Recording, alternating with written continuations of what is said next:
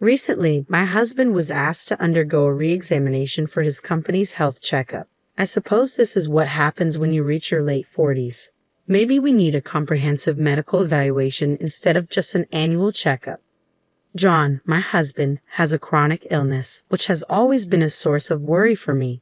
I'm Lisa, and I've been married to John for 20 years. Our only daughter, Dana, turned 17 this year and is now applying to college. Despite the ups and downs we've faced over the past 2 decades, seeing our daughter grow up has been a great relief. I've managed to keep our family together while working part-time at a bakery near the train station. Because of my concerns about John's health, I've been careful about our meals, opting for low salt, low fat, and healthy ingredients in my cooking. I thought we still had our whole lives ahead of us, but John disregarded my feelings and acted foolishly. One evening, John came home early. "Why are you back so soon?" I asked. "I overate at lunch and now my stomach is upset," he replied, his tone unusually subdued. Given John's chronic illness, I considered taking him to the hospital.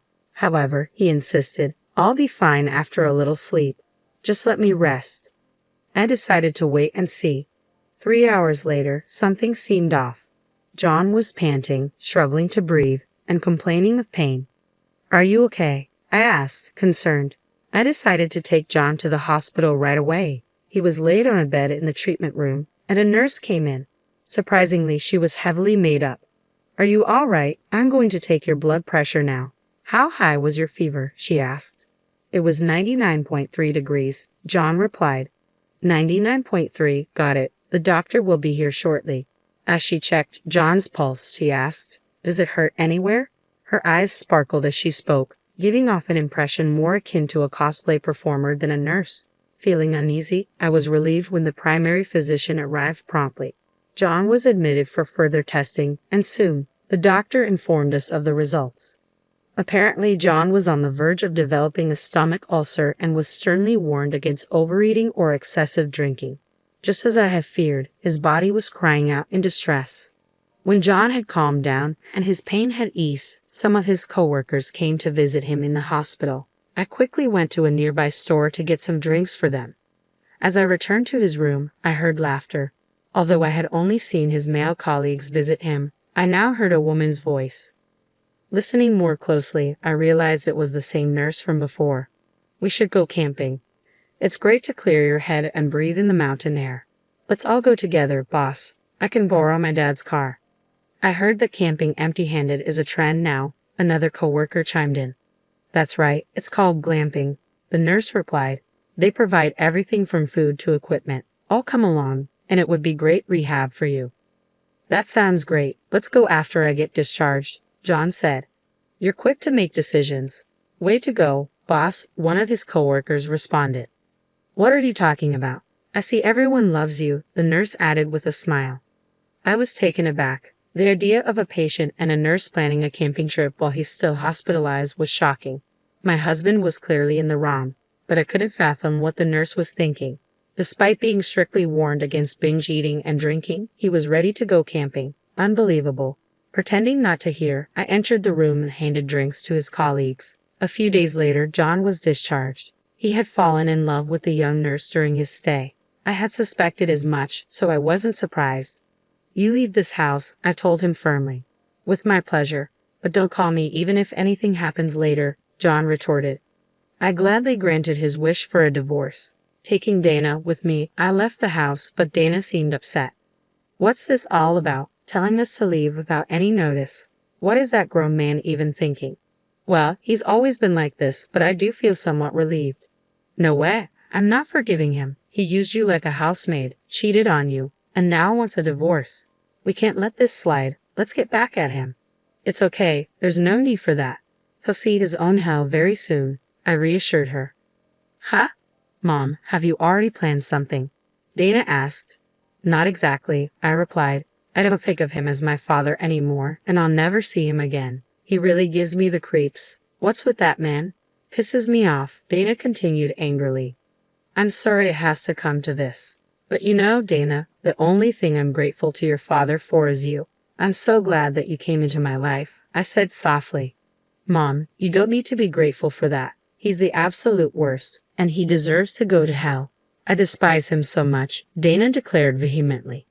Half a month after the divorce, I received a phone call just as I arrived at my bakery for work. It was Anna, the nurse my ex-husband had cheated on me with. She wanted to meet after work, claiming she had something important to discuss. Reluctantly, I agreed to meet her. When I arrived at the cafe where we had arranged to meet, Anna was there in a flashy outfit. Hey, don't play games with me today. Do you know why I had to come and meet you? Anna began sharply. Well, you haven't said anything yet, so I'm not sure, I replied cautiously. Stop acting dumb. You left after the divorce, but why are you selling the house now? You can't do this. Take down the sale immediately, Anna demanded. I think there's been a misunderstanding. I was the one who bought that house. Oh, did John not tell you anything? I responded calmly. Huh? What do you mean? Anna asked, clearly taken aback. Oh yeah, he never shares anything that'll make him look bad, I explained. Before we got married, my parents died in an accident, and I received an inheritance. I used that money to buy that house. Therefore, it's not part of the marital assets, and it's mine. Ah, so you mean John doesn't own a house? Anna queried. That's correct. I doubt he mentioned he owned the house to you. I don't think it's possible for him to buy a house at his age. So we're going to be living in a rental forever? I didn't know. He said he was going to sell the house and buy a high-rise condo. He lied to me. Well then, he's nothing but a broke old man. I sympathize with you, but you're married, aren't you? And you even have a child. I'm going to hold you accountable for this. I have filed a claim for damages. I believe your husband will be filing for damages soon as well, Anna declared firmly. Huh? My husband knows about this? I asked, stunned. Of course he does. Cheaters always get exposed in the end. He mentioned claiming child support and damages to hold you accountable, Anna replied matter-of-factly. What? What do I do now? I exclaimed, feeling overwhelmed. Anna's plan seemed to have backfired, leaving her deeply bewildered and uncertain. Although I didn't reveal this earlier, following my lawyer's advice, I sent a certified letter to my husband's company detailing his affair. The company adhered to a philosophy that valued family stability, believing a man who couldn't protect his own family couldn't safeguard their business either. Those with peaceful family lives were prioritized for promotion. If they learned his affair led to a divorce, it would derail his promotion prospects. He had worked tirelessly to build a stellar reputation, so this revelation would be a devastating setback, potentially ruining everything he had strived for. What's more, the director of the hospital where Anna works happens to be Anna's father-in-law, a prominent figure in the medical community known for his intolerance of dishonesty. Given his principles, it seems inevitable that her divorce will proceed. Apparently, Anna had always been determined to marry a doctor, which is why she pursued a career as a nurse. Once she achieved her goal, her focus shifted solely to her own happiness, leading to her affair. She had married a doctor and fulfilled her dream, only to destroy it all through infidelity. It's baffling why she chose to jeopardize everything she had worked so hard for.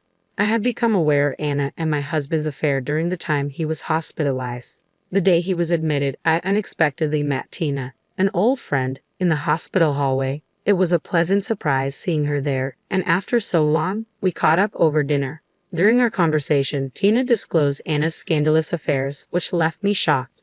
However, I initially dismissed any concern about her involvement with my husband, considering his age of 47. I couldn't fathom him having an affair at this stage in life. Yet 2 days later, Tina dropped the bombshell that their relationship had already begun. Tina's revelations prepared me for the worst.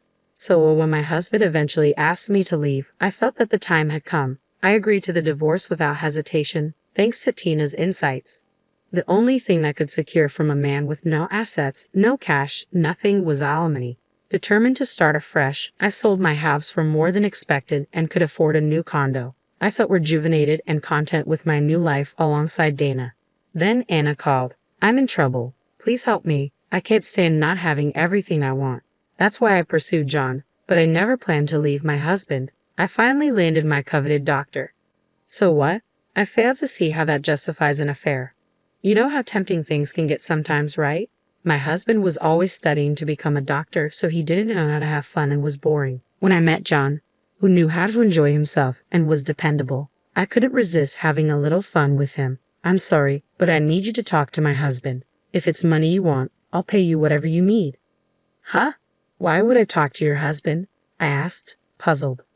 Please tell my husband that there's nothing between John and me. Let him know that John was the one who flirted with me and I did nothing wrong. I'll pretend I was just troubled by it all. Please help me out. Can you do something for me? What on earth are you talking about? My husband is adamant about divorcing me, but I don't want it to end this way. I'll give John up, so please help me. I'll pay you generously if you do. Please, I need your help, Anna pleaded desperately. Anna's distress amused me inwardly. She thought she had stolen my husband, but in the end, I had taken away her peace of mind. Later that night, I received a call from my husband. You, what the hell have you done? Selling the house and demanding compensation. You've gone too far. Didn't Anna tell you? My husband asked abruptly. What? Why are you bringing her into this? I responded, puzzled. I met with Anna today after she contacted me, he explained. What? I exclaimed, taken aback. I have every right to do as I please with the house since I'm the one who bought it, he asserted. You don't need to be so angry. If we lose that house, I'll have nowhere to go, I pleaded. We're divorced now, so we're not family anymore, right? He replied coldly. We were married for over 20 years. Who was the one who betrayed their partner and cheated?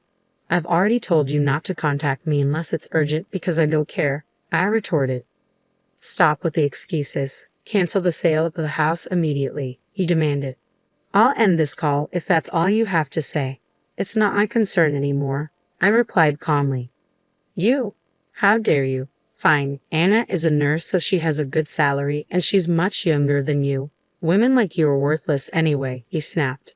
Well, that's unfortunate, but Anna called you a broke loser too, I shot back. What? What? Don't you dare repeat that, and tell Anna she better watch her mouth. I filed for compensation from both of them, I declared. After speaking with Anna's husband, who like me was also a victim, it became clear he had noticed and was preparing for divorce. Their mutual betrayal, rooted in infidelity and financial gain, ensured their relationship was doomed from the start. Despite understanding this from the outset, neither Anna's husband nor I took action, content to watch these two villains unravel each other. Yet, I remained astounded by their relentless determination. Meanwhile, my ex-husband John persistently called Dana. The phone rang incessantly until Dana finally answered. Stop calling me over and over, she demanded sharply. You finally answered, Dana. Are you all right? How's school? Are you eating well? How are college applications going? John's questions were unusually concerned, things he had never asked before. Dana put the phone on speaker so I could listen in. Stop bothering me, Dana replied bluntly. That's not how you should talk to your dad, John insisted. Huh? You're not my dad. You abandoned me, remember? Dana retorted sharply.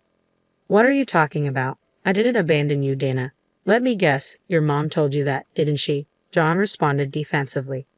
I'm almost 18 now. I know exactly what's going on, Dana asserted firmly.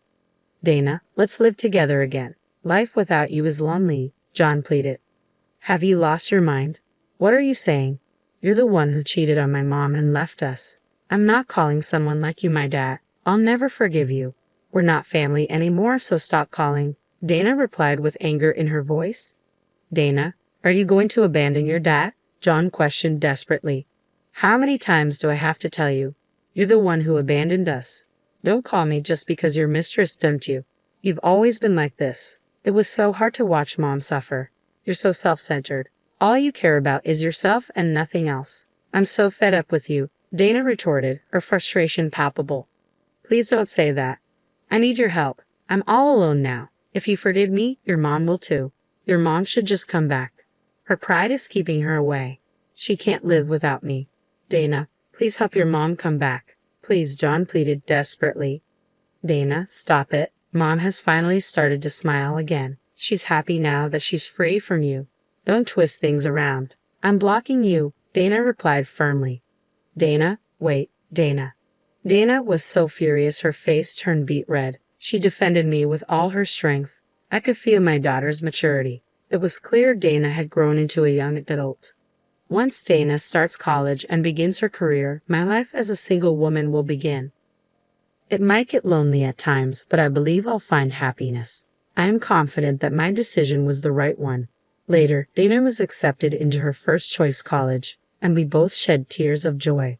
I was simply thrilled to see Dana's hard work pay off.